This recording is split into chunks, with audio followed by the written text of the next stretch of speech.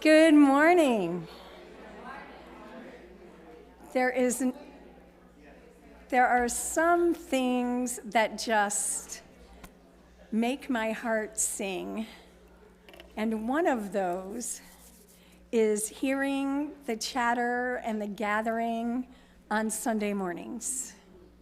As people gather, as I say, most Sundays you could be anywhere, but you woke up on this beautiful gray day and said, let's go to church. So it is good to see you. Usually there's music for a gathering going on, and so you can't quite hear the conversation as well. But this morning, Jamie Passman, our music coordinator, is ill. And so he was here at the beginning and rehearsed the choir, and Carolyn May is here to accompany us. So I'm really grateful for that. I am the Reverend Dr. Beth Johnson. My pronouns are she and they. It's good to be together. I want to welcome you to this Unitarian Universalist congregation where we affirm no matter who you are, no matter who you love, no matter where you are on your journey, you are welcome here.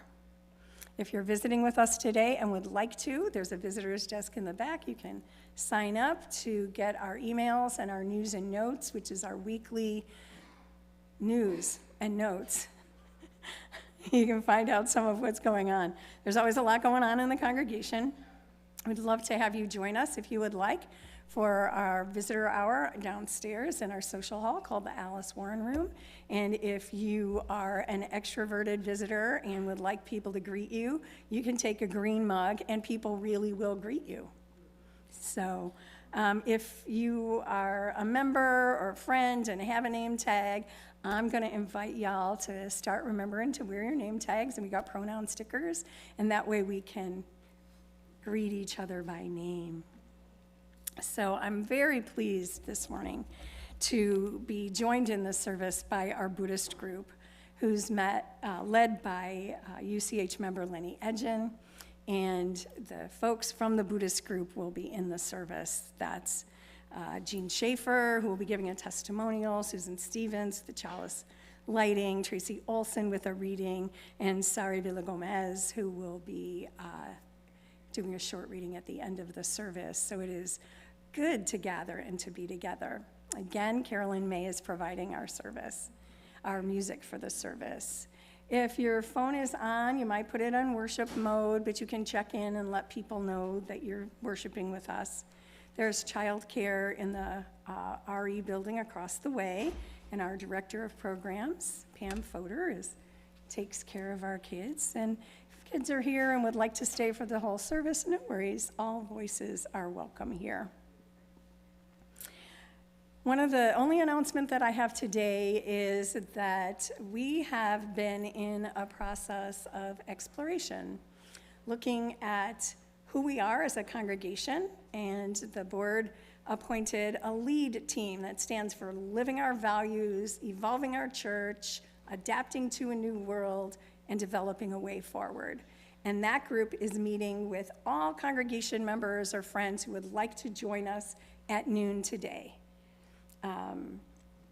So that's going to be today at noon. We're going to also have a time on Zoom on Thursday, and then next Saturday we'll join here from 1 to 3. So everyone can have a chance to just, who have we been, who are we now, and who are we called to be in this time of great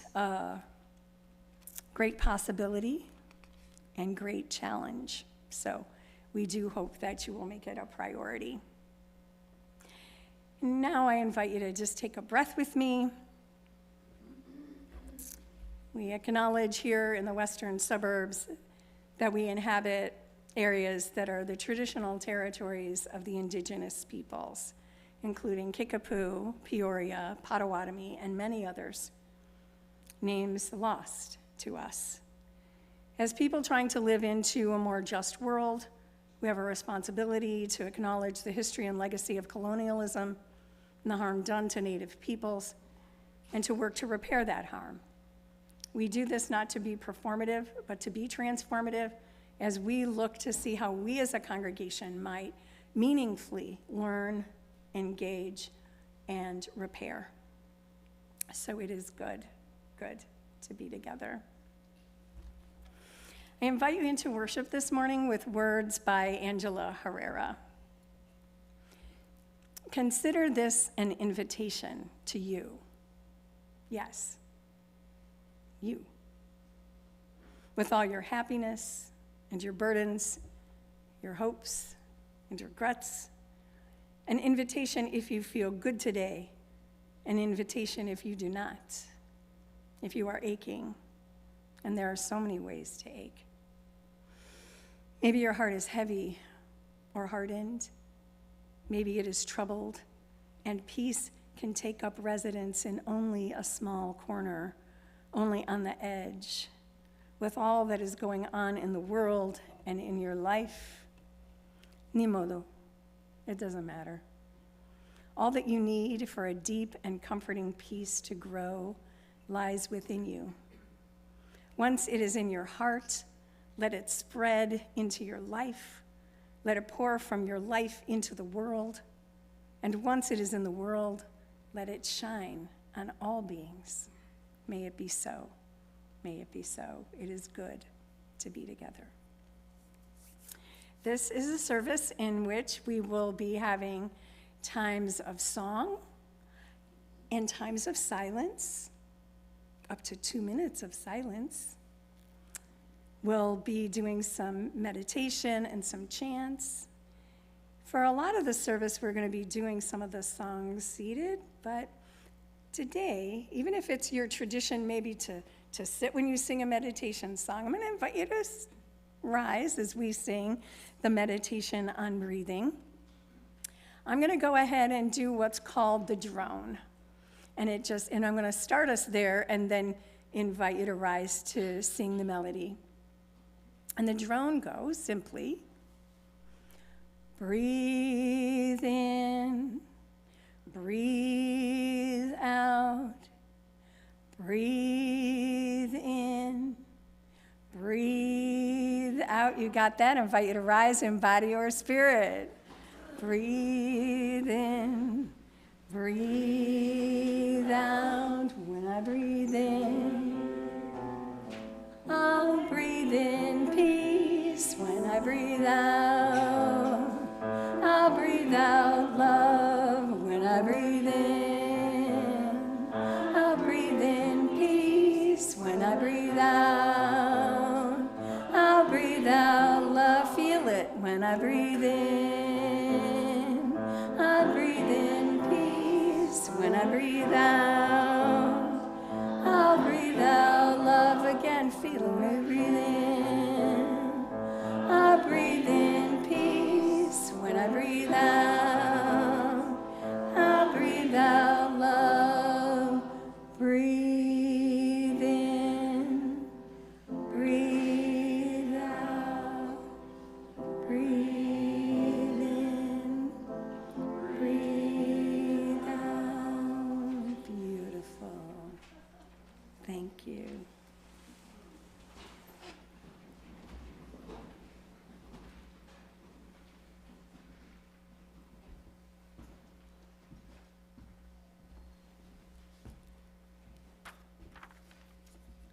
We seek our place in the world and the answers to our heart's deep questions. As we seek, may our hearts be open to unexpected answers. May the light of our chalice remind us that this is a community of warmth, of wisdom, and welcoming of multiple truths.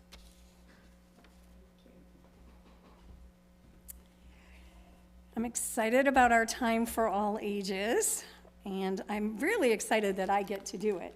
I asked Pam if she minded if I did it, and she said no, because I love to do our time for all ages. Hooray. So if there are any children who would like to come up and sit in the front, you can do that, but the images are on the slides. So if you want to come up and get a good view, okay, you can stay there, that's perfect. The book is called Breathe and Be. And that's what we're exploring today, is can we breathe? Can we be? You know, we're always breathing. It's the marvel of mammals who breathe. And it just happens. We don't have to do anything to make it happen. And we know that the breath connects us to all that ever was, as we breathe in oxygen molecules that have been at one time or another in the lungs of the billion breathing beings who came before us. Speaking of interdependence, we breathe in and we breathe out, and the breath connects us to one another and connects us to all that live on this planet time, in this space. We breathe in and we breathe out, and our exhale makes us ancestors for those who will come. Many traditions include, contemplative traditions include breathing in, breathing out, a presence. This is about presence. And so this beautiful book, Breathe and Be Mindfulness Poems, gives us all, young and older, young at heart, as Pam reminds me, that we have the opportunity to just stop. Because think about it, in our days and going about our days, sometimes when we're anxious or hurried, sometimes like I am before the service, running around, and I have to remember to breathe. And when I do, I feel my shoulders go down. I feel my body be centered. Sometimes we hold our breath when we're anxious. And so this is an invitation for all of us to practice, to breathe and be. I breathe in slowly. I breathe out slowly. My breath is a river of peace. Each moment I can breathe and be. As the poems come, see if you can feel it in your body or see it in your mind's eye and your imagination. And imagine what it would be like for you. When days crash and thunder throw lightning around, I am still watching. I am a calm umbrella inside a blue and gray storm. Sometimes I am a cloud. Sometimes I am a mountain or a stone. Sometimes I'm a river or a small seed or a great tree. But I am always me.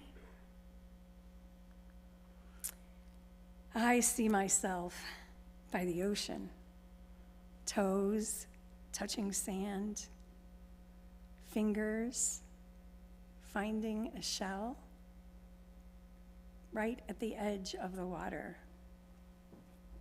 Where is your quiet place? Imagine your quiet place now, the place where you can breathe and be.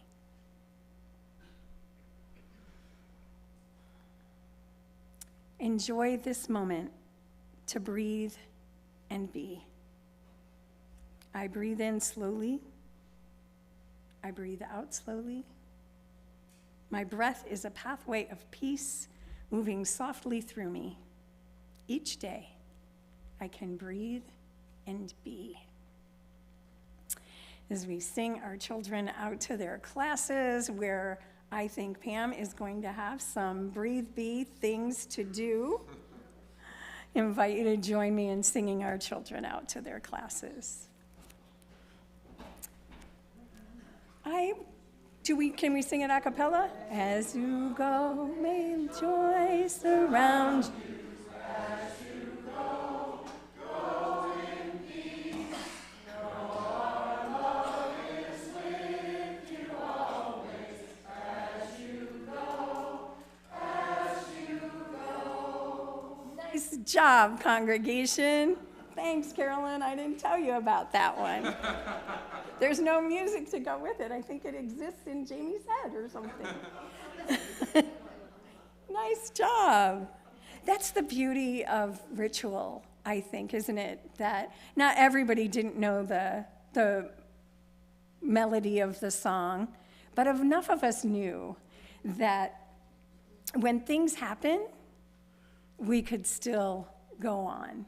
We could still sing our songs, and we can still be held by that. Wonderful job. Of course, I looked at Julie, our choir director, we gather each week to affirm our community, to affirm that together we are more than we would ever be alone, to affirm that we begin in love and we embody love. And that's the theme of this month, the gift of liberating love. We gather knowing that we will be seen and heard and known, and offer that to all who would find companionship with us. We gather with the intention to share that love and belonging with our world.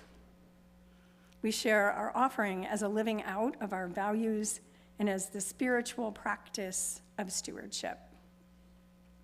I invite you to join me in our offertory words. This church is made up of all of us. It is what we learn together, the work we do together, the fun we have together. It is what we share with one another, with the people around us, and with the world. And we now gratefully receive your offering.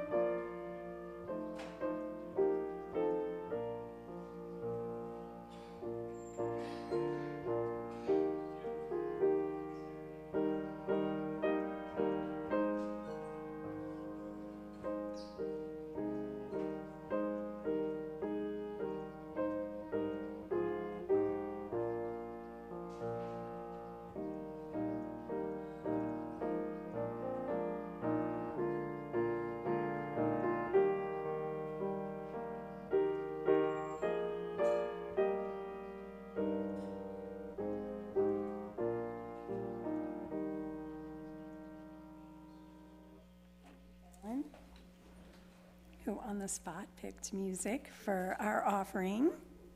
Takes a village, y'all.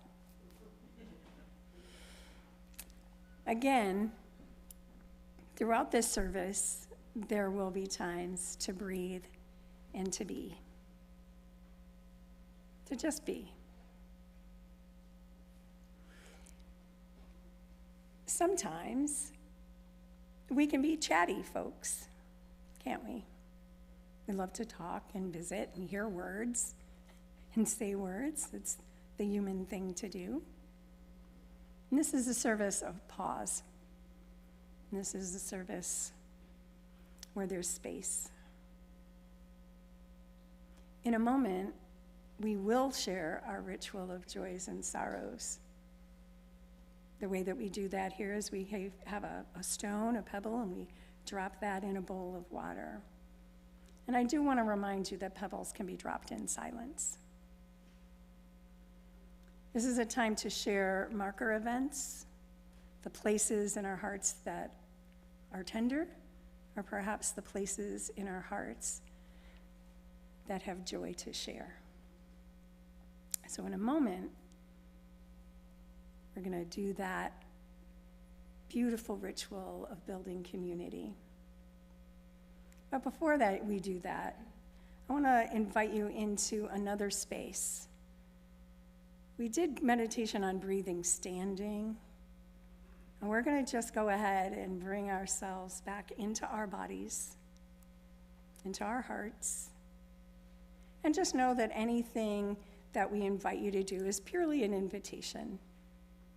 But I would invite you to connect again to your breath if that feels good and safe for you to do. Feel yourself on your seat, your feet on the floor. Feel your breath. Hear the rustling around you. We're going to go ahead and just sing that drone. Breathe in, breathe out. Breathe in, breathe out. Breathe in, breathe out.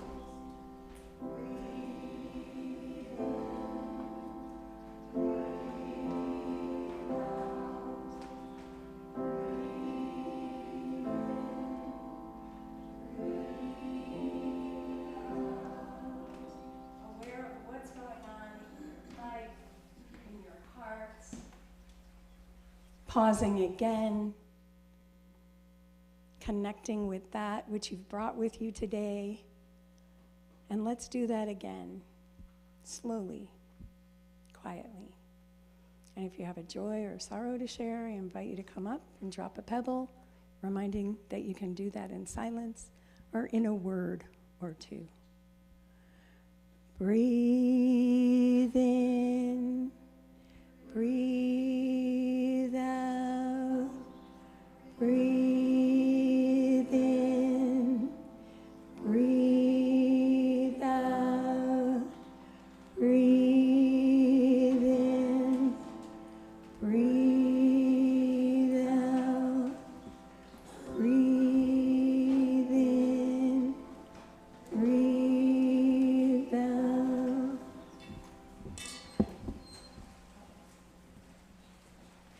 I have a joy to share. On Tuesday, January 30th, is Ben's 17th birthday.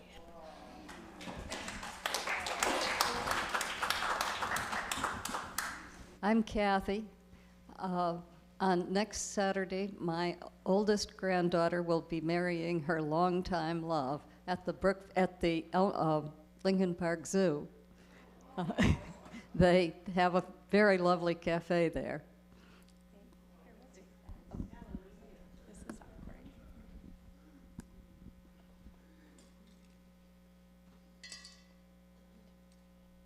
So 2 stones. The first one is that Rich is recovering from hammer toe and bunion surgery at home. And the second one is that on the 31st, my oldest, Erin, who many of you remember, will be turning 27. Wow.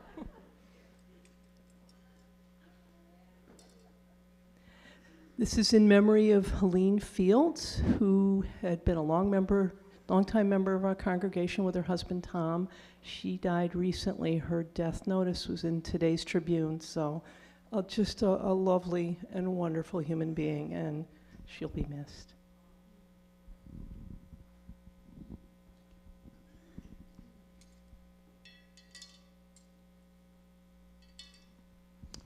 Last time I was up here around Thanksgiving, spoke about my mother who was in hospital with dementia, my father who was living home alone for the first time in about 60 years.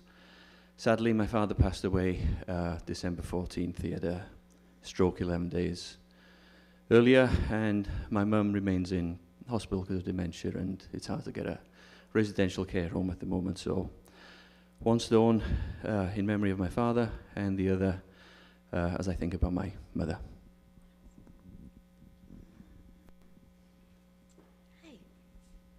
Hi, I'm Pat, and I'm recovering from surgery, but I wanted to thank the many members of the congregation who've reached out over the last 6 weeks, because as an extrovert, it's really hard to be sequestered to my home for such a long time. So it has meant the world to me. And yeah, I guess another 6 to 8 weeks to go. Thank you. It is my birthday. And it's her birthday.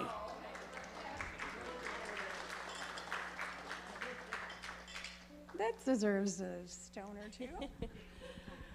Hi, I'm Casey Edgen, and I'm putting a stone in the bowl today because we adopted a new family member this week. So we're welcoming Pepper, our miniature pincher, into our family. Congratulations.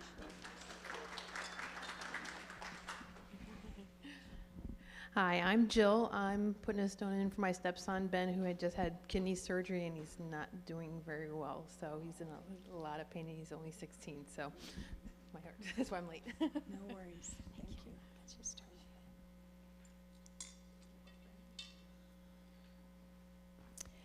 For those joys and sorrows, those spoken and unspoken, will you hold with me a moment of silent reflection?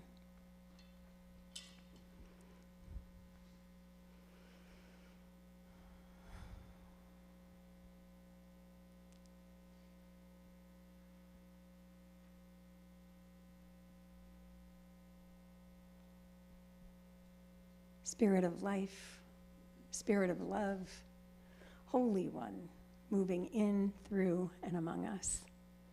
You are as close as our breath. You are our breath. As we pause in this time, holding in our hearts all that we've heard, all that's been shared, celebrations and joys, losses and pain. We know that with every breath, you are with us. Every breath knits us together, each to each, making us whole in a way that we would never be alone. As we move through this time, and as we move from this day, and as we move from this week, may you all each know that you are held in love and mystery deeper than you can know.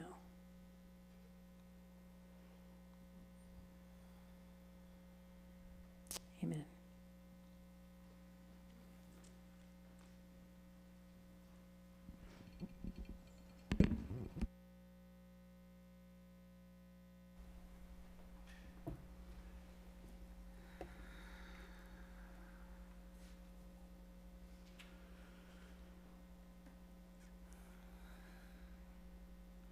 The service is the liberating love of loving kindness. And so we invite you to remain seated and sing the metta meditation of filled with loving kindness.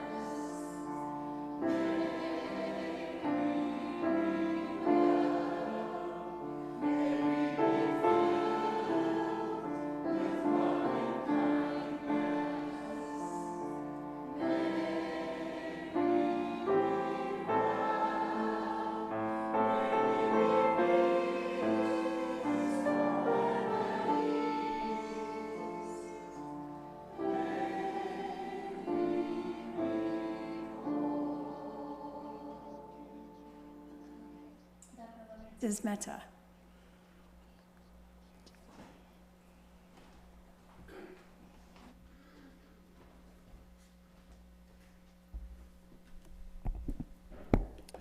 Good morning, everyone. everybody. There's a scene in the Never-Ending Story with Rockbiter, whose name I cannot pronounce. There it is. Good luck with that. I put it up there because it actually reminds me of some of the words that we encounter in our Buddhism readings, and everybody else tries to tough through them, and I just skip them. So. Rockbiter tells a story of the most beautiful lake in his hometown, which disappeared into nothing. A character asks, "It was like a hole?" "No," he says, "a hole would be something, this was nothing," and it just kept getting bigger and bigger. I remember watching this for the first time as a child pretty vividly because it kind of messed me up. For years after that, all throughout my teenage years, I would periodically lie in bed and try to experience nothing. And I don't mean just comprehend the concept, but actually through imagination experience nothing. And not to be too dramatic, but every time I did this, I could just feel a little smudge of madness creeping in, just a scotch. And eventually I had to tell myself to stop, this isn't good for you. The first time I read the word impermanence in Buddhism, it was a complete revelation. I had heard, maybe even used the word before, but this was the first time I had really thought that there could be a word to describe experiencing an existence where all things end. And merely having a label made it easier to start dealing with it. Ignoring nothingness did little to alleviate my discomfort in knowing that it could be coming. Growing up in Christian theology, I was not merely not provided any tools to deal with this, but was actively dissuaded from developing them. So the idea that there might be this unconscious death just around the horizon really cast a pall that dimmed my enjoyment of life as a whole. And your mileage may vary on that. I'm not here to put down anyone else's faith. That was just my experience. And I'm not saying I don't believe in a hereafter. I'm truly agnostic on that. But learning about and meditating on impermanence has allowed me to come to peace with the fact that there might not be anything. And that knowledge that I could end at any time has really moved from a point of consternation to actually a point of appreciation. I feel like I live and love life even more now. I cherish my time with it, not worry about losing it. And just like imagining nothing, this is not merely understanding a concept of impermanence, but it's actually experiencing it. Death, of course, is the big one, but Buddhism teaches us that impermanence isn't everything, and suffering comes from wishing away that fact. So there's a common misconception in Buddhism that it teaches life is suffering, and that's not true. That's actually just Wesley. Buddhism teaches, thank you. Thanks. Buddhism teaches that life contains suffering. There's nothing you can do about it. It's how you respond to that pain that determines how long or even whether you suffer. But suffering does not just come from pain directly. It also comes from the fear and frustration that you may lose what you cherish. And I feel like we kind of live life as a kid who loves a toy so much they never actually play with it. And accepting impermanence does not mean a resignation to loss. It means doing all you can to be absorbed in the moment in front of us. Whether that's life, a loved one, the warmth of summer, a freshly picked rose, family day at the museum, even a fleeting moment of absolute peace. And now please join us as we refrain the first verse of Filled with Loving Kindness.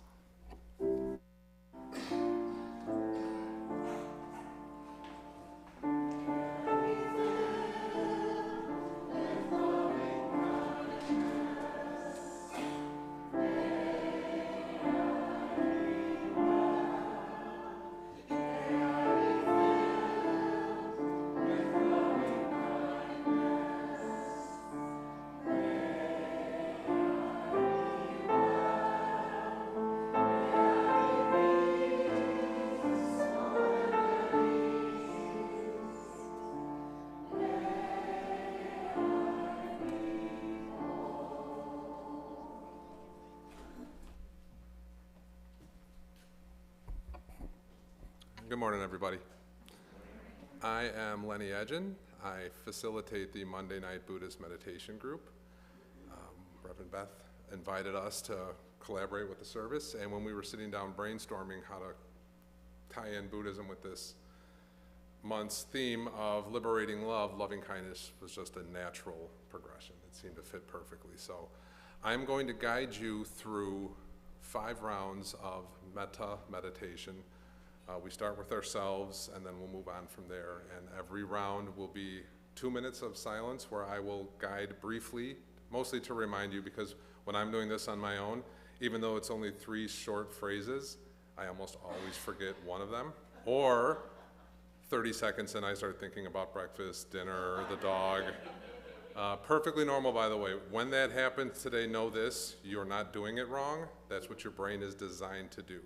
What we do in Buddhism when we practice meditation is to start to train ourselves to accept that, but then to focus back on our choices, of what we choose to focus on versus the automatic following along with whatever thought pops into our head. Like I always compare it to a dog sitting on the back porch and a squirrel runs in the yard. A well-trained dog will just look at the squirrel and go, look, squirrel. What we do in our day-to-day life is get up and run. So hopefully through meditation, years and years of practice meditation, by the way, not the 5 minutes we're going to do today, you'll get to the point where you can observe the squirrel and not get up and chase it. I'm going to use the chimes to initiate the 2 minutes. I'm also going to time the 2 minutes, so even though it might feel like 7 or 8, it will be 2. And see, it went back to 10. You guys are lucky I caught that. If I did not.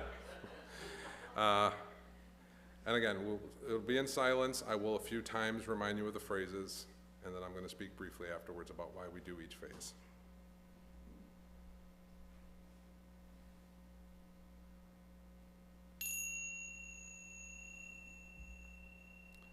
May I be loved. May I be safe. May I be free from suffering.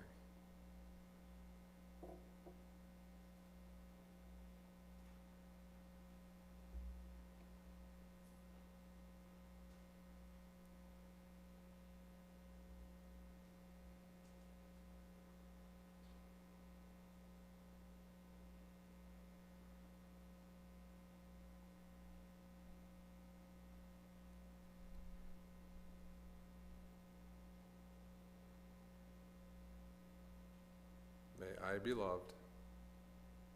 May I be safe. May I be free from suffering.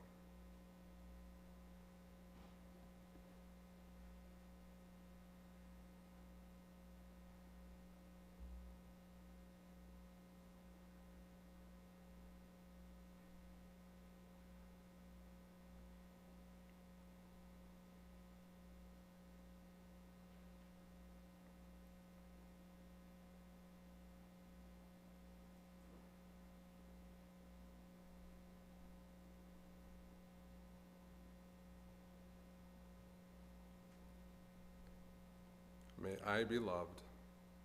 May I be safe. May I be free from suffering.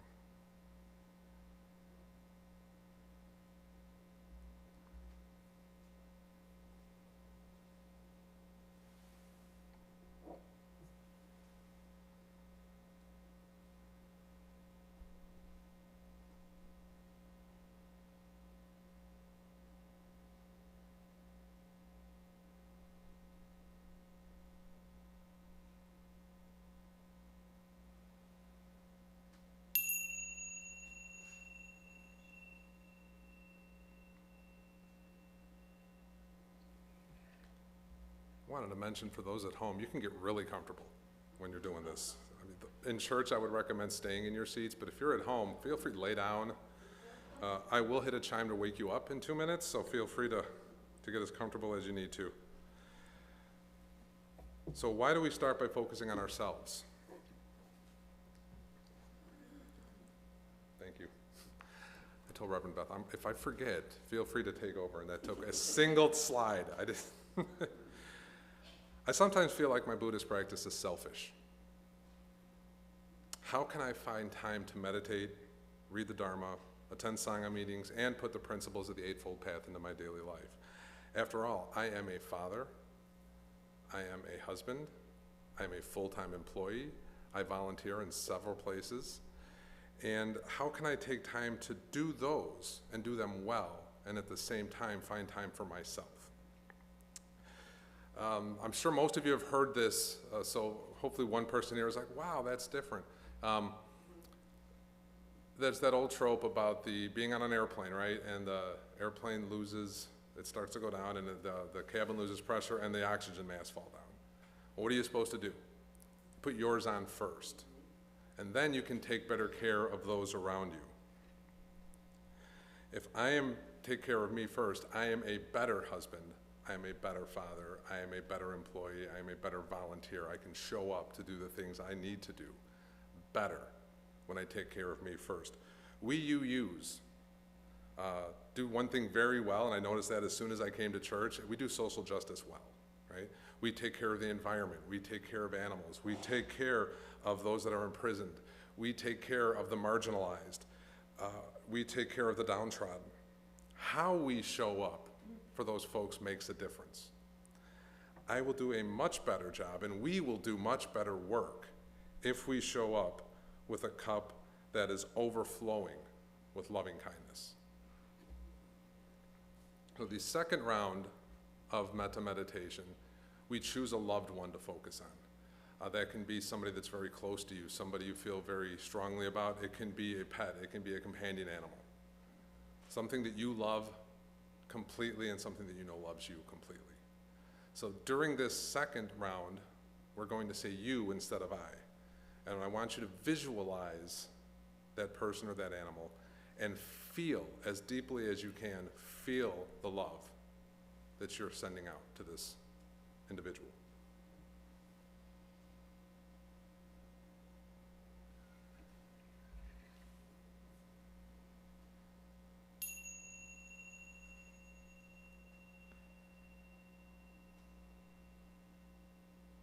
May you be loved.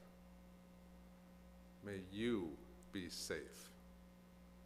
May you be free from suffering.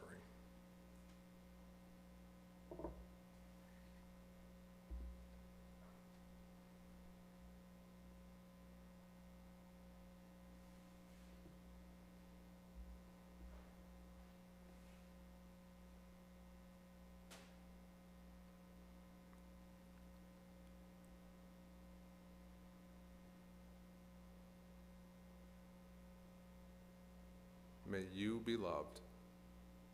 May you be safe. May you be free from suffering.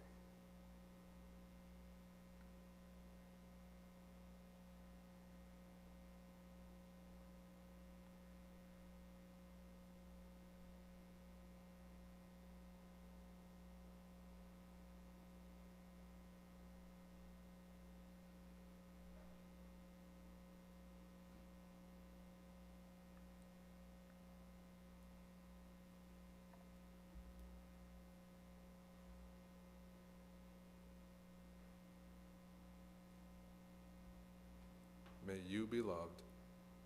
May you be safe. May you be free from suffering.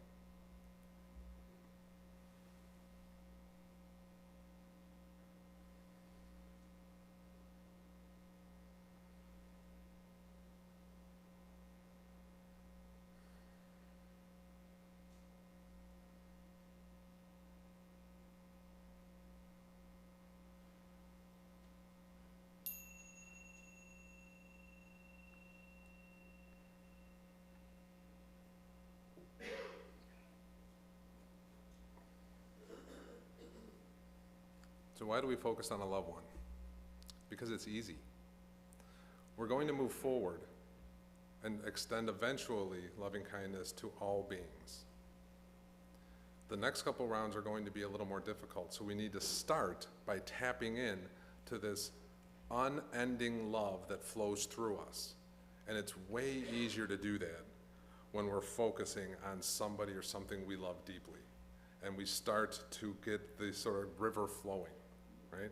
Maybe we started with a little bit of a struggle thinking about ourselves, but now, when you focus on that loved one, it was probably a lot easier, and now you have a little bit more flowing and a little more feeling. So before we move on to the third round, we are going to sing the second verse of Filled with Loving Kindness.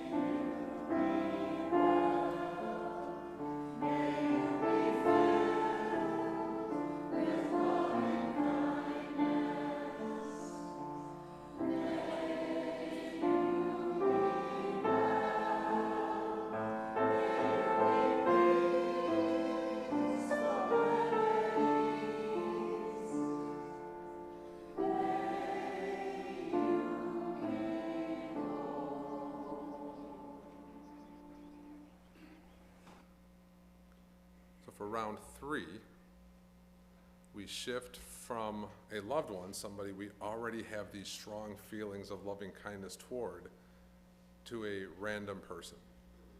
Feel free to look around the room if you're struggling. There's plenty of random people in here, I'm sure that you've never met before. You can say hi after and say, I was meditating on you. I hope you felt that. If you're at home, feel free to look around the house. Maybe there's a goldfish. There's nothing wrong with extending loving kindness to a goldfish. It can be a random person from your life. When I do this practice on my own, I work for Metra, and I imagine the customers, not the tough ones, that's for the next one, but just the random people that show up, buy a ticket, move about their day. The mail carrier. I often envision the mail carrier. I don't even know his name. One day I should go outside and say hello. But he comes by, and I hear him coming because he's always on his phone. And I start to, why are these voices in my house? And it's just the mail carrier, but he's just a random person. And we'll get to why we do that in a second.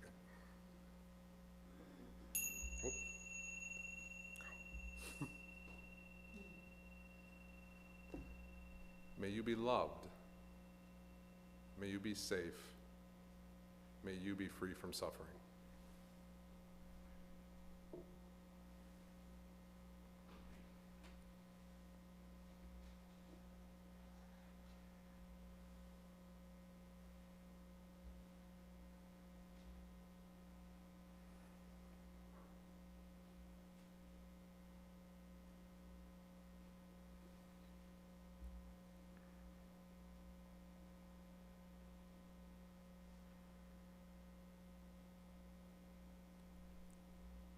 May you be loved.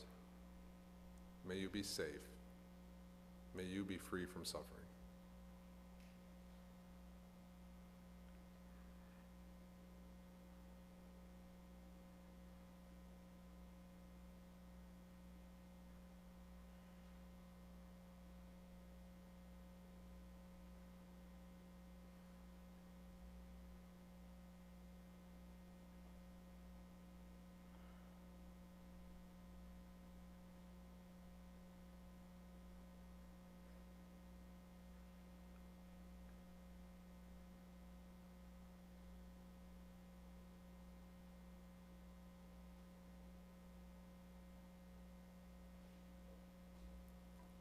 May you be loved. May you be safe. May you be free from suffering.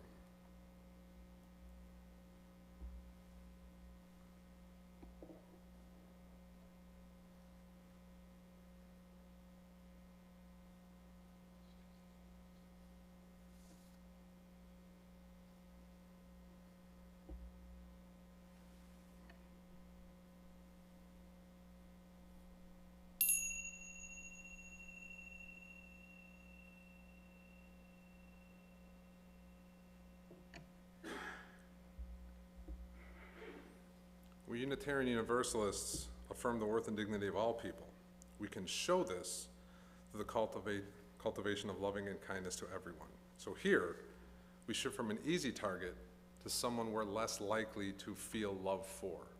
However, all people are deserving of love. So we start to expand our capacity for love. We start to expand our capacity for empathy. We expand our capacity for compassion, or our capacity, as I was about to say by accident. It's easy to feel these things for those we love, but can we do that for the male person? The other parents at your kid's school, the random people here at church, the other dog owners at the dog park. Can we show genuine concern for a fellow being who we do not have an attachment to?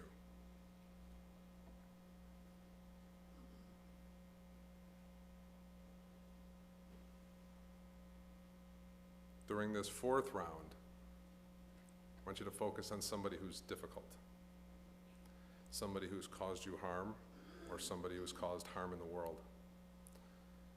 So think now on that person before we start. Put them firmly in your mind. And just like we did for that person we loved, or that being that we loved, show genuine try. This is the most difficult of all the steps here. Try to feel genuine care and compassion for this difficult person.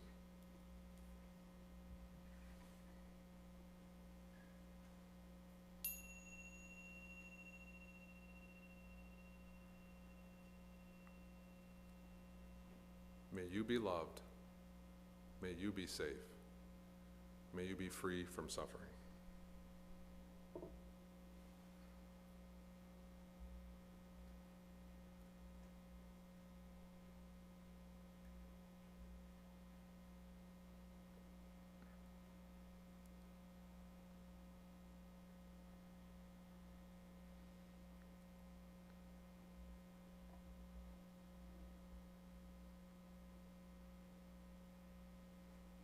May you be loved.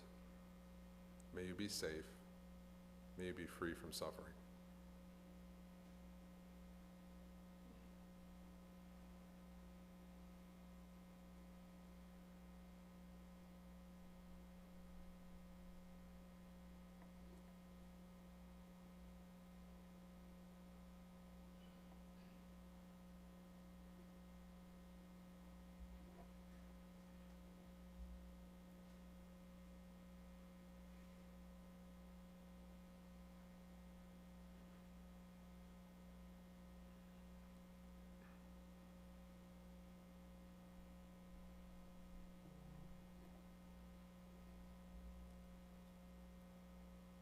May you be loved. May you be safe. May you be free from suffering.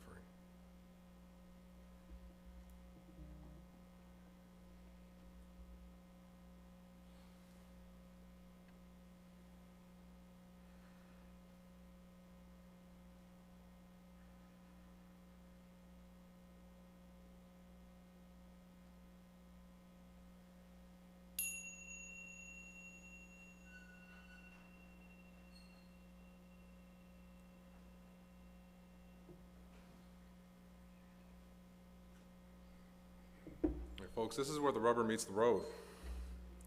Can we expand our empathy, compassion, and love to someone who's caused us harm? Someone who we feel isn't a good person? Somebody who may have caused harm in the world? Whenever I do this exercise with a group of Unitarians, inevitably someone says how hard it is to love Republicans today. Show of hands, how many people were thinking about a Republican? Yeah. I was worried that wasn't going to go off. I should have known better.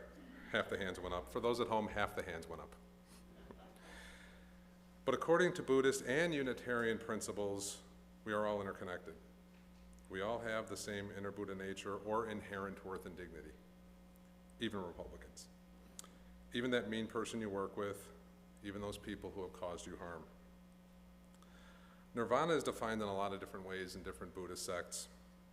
As a secular Buddhist, I don't hold much stock in the thoughts about ending the cycle of rebirth or nirvana being a place you go after you die if you've achieved enlightenment in this life.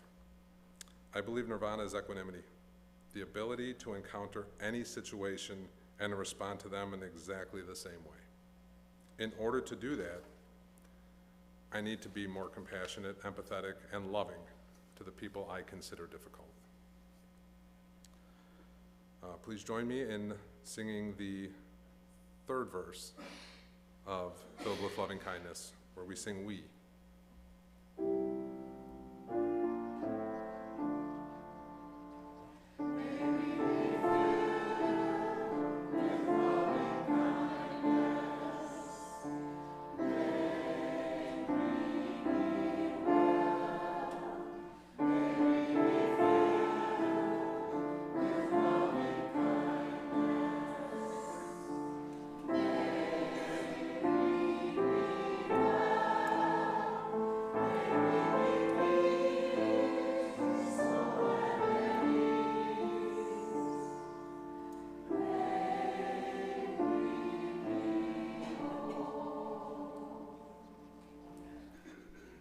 Finally, folks, we extend this loving kindness to all beings. So as you close your eyes and meditate in this final metta meditation today, focus, if you can, on all beings in the universe.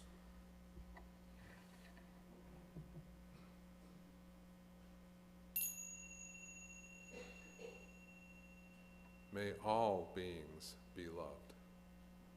May all beings be safe. May all beings be free from suffering.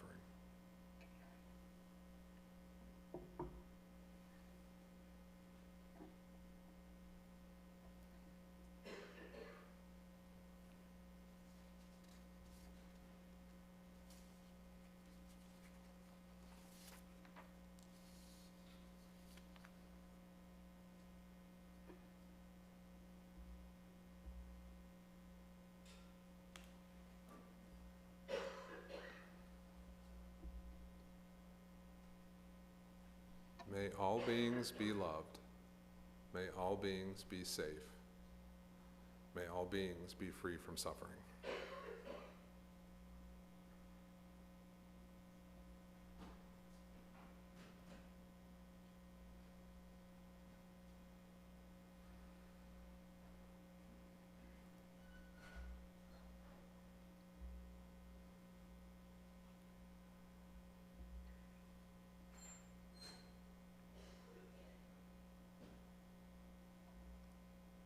May all beings be loved. May all beings be safe. May all beings be free from suffering.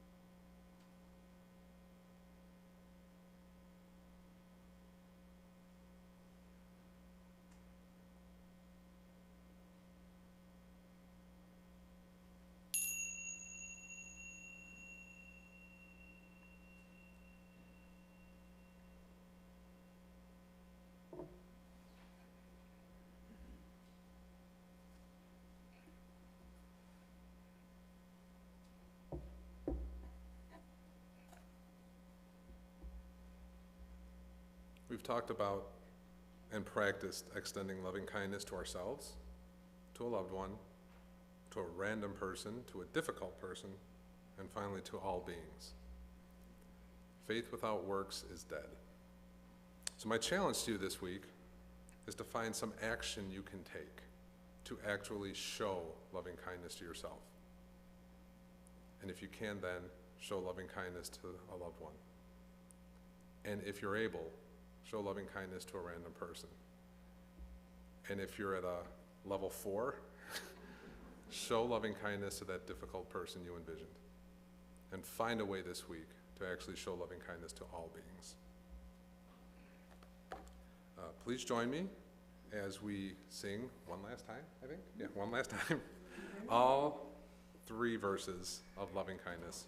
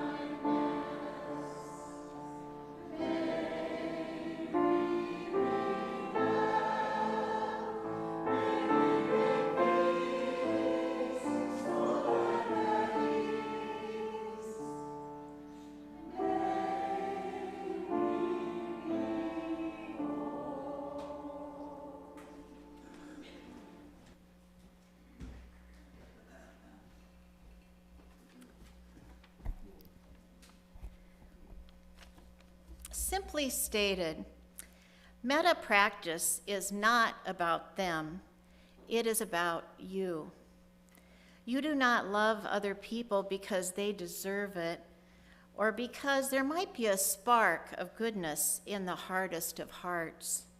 The practice of loving kindness is for cleansing your own mind stream. It is a healthy mental and emotional state, and the more often you can conjure it up and sustain it over time, the better off you are, while radiating loving kindness in all directions to all beings without exception. Your conscious mind is bright and luminous, dwelling in a holy or godlike state, Brahma Vihara, and your unconscious mind is being subtly transformed such that you are becoming a kinder person, one who will be more disposed to respond with loving kindness in the future. In order for the intentional development of loving kindness to reach fulfillment and become truly transformative, the feeling of friendliness has to encompass everyone. Loving kindness is the antidote to hatred.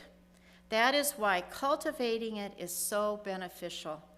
The practice is about your being able to access and cultivate the healthiest parts of yourself without allowing anyone to obstruct that. Why should the indisputable fact that someone is a jerk or even a monster drag you down and prevent you from becoming a better person? Why can't the loving kindness you are generating permeate even the darkest corners of the world? These are words by Andrew Olinsky, a professor at Lesley University, Director of Graduate Programming in Mindfulness. Thank you.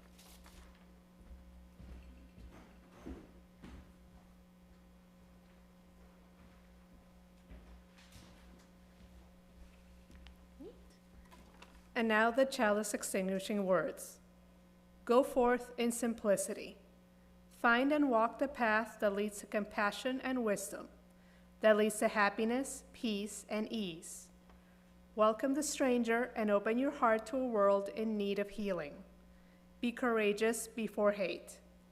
Hold and embody a vision of the common good that serves the needs of all beings.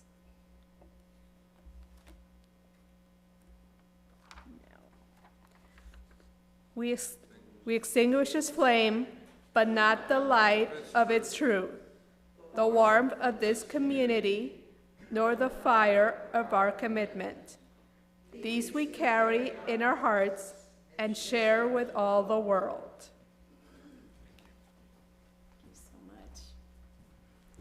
Thank you, Lenny, and thank you to the Buddhist group for your presence here at the Unitarian Church of Hinsdale. Many of you know, or if you're new to Unitarian Universalism, we draw from multiple sources. In November, we celebrated Diwali. We will celebrate Easter, and we are celebrating the deep Buddhist tradition that so many of us participate in. So, Lenny, I want you to know that you have accomplished something that I have on my own been unable to do. Truly. And that is to extend loving kindness to a twice impeached, multiply indicted former president. Now, I mean that. I mean that. I have done that. I practice metta meditation. Thank you, Lenny. I don't know if I'm going to be able to do it again. But truly what the practice does for me is it brings me into humility. It brings me into the places of me that I know that I can expand my heart even in the most difficult of times. And so whether or not you understand or yourself as having a Buddhist practice or being a Buddhist, if you are a Buddhist, we have a Buddhist study group here, and there's the UU Buddhist Fellowship that you can connect to. let's allow ourselves to move with that sense of the capacity to love, even in the most difficult of times, because, beloveds, we're called to love the hell out of the world. So I invite us all to imagine how, in however your practice manifests in your life, we know that all of our practices center us in love. We couldn't close the service.